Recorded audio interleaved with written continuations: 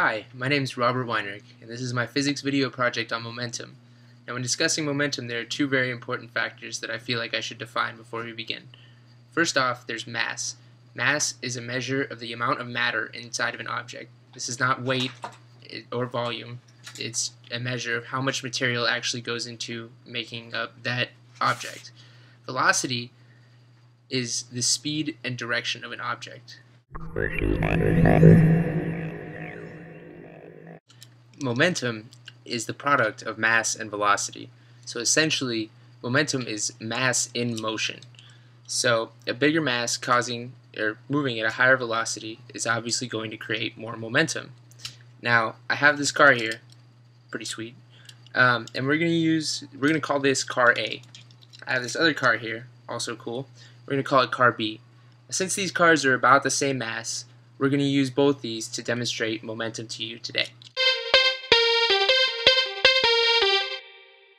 Okay, so here we have our car A.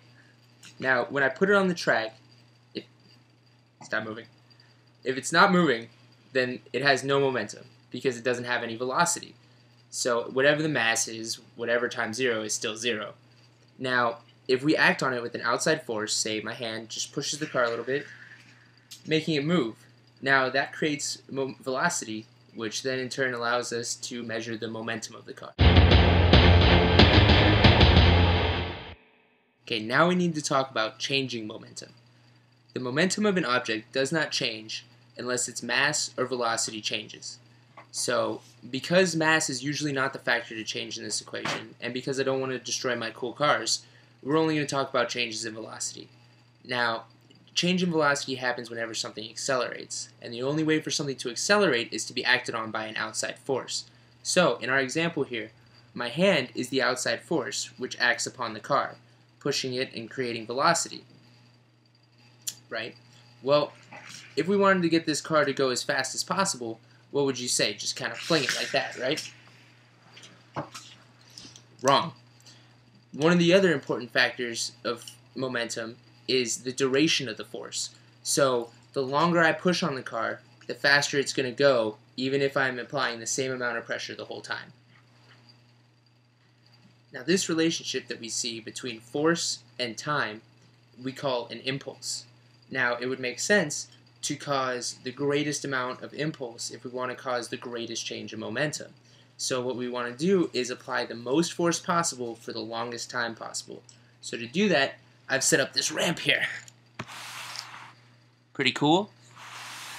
And we're going to send it off this ramp over here. Okay, here we go. So to demonstrate the effect that duration of force has upon an object, I'm going to show you this car moving along the same track in two different heights. First off, we're going to start it down here, very low on the track. Alright, so now when I let it go, the car's not moving very fast, and it doesn't even reach the end of the track. Now, if I take it, and I put it up here higher on the track, that means the gravity is acting on it for a longer time. Same force, gravity, but for a longer duration. Let's see what happens. The car moves much faster, right? So, this shows that the longer a force acts on an object, the more momentum that it gains. So, we've talked about the impulse that it takes to start an object in motion, but what we haven't talked about is the impulse it takes to stop an object in motion. Now, the impulse that it takes to stop an object in motion has to be equal in magnitude to the force that started the object in motion. So, we have our little barricade set up here, and we're going to see what happens when we bounce a car off it.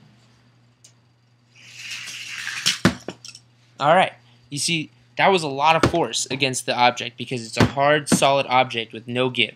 So, what if we had tiny little people in here that we wanted to save? Well, we would need to successfully decrease the force as much as possible. We do this by extending the time of contact with the force.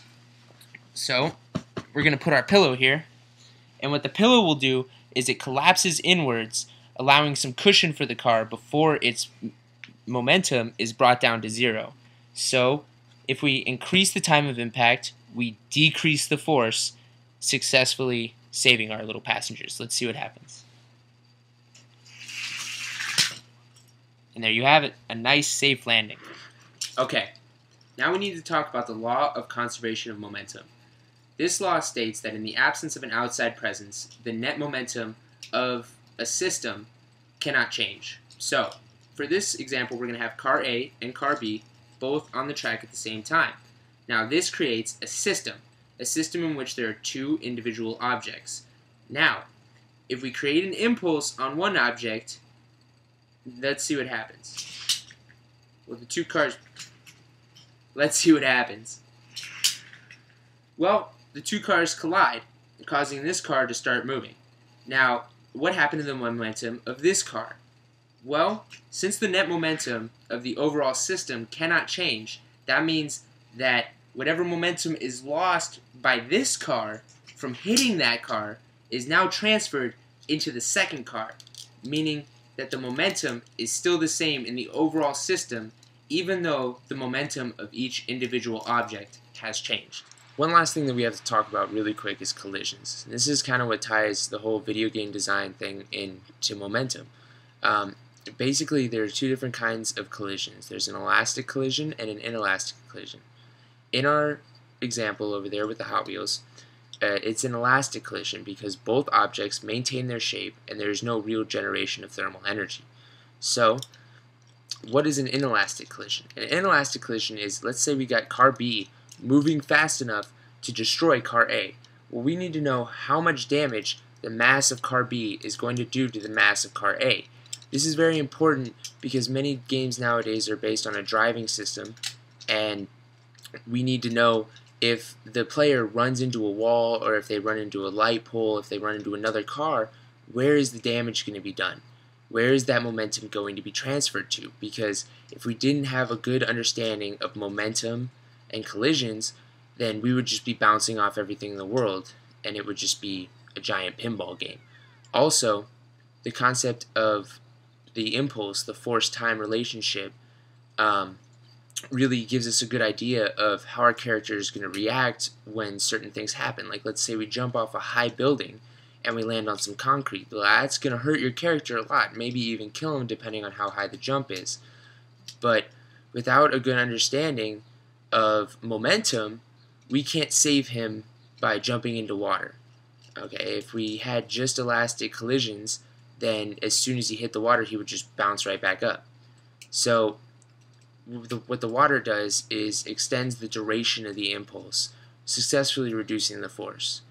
Now, these are all very important concepts to video game design because the more realistic video games become, the more realistic their physics systems are going to be.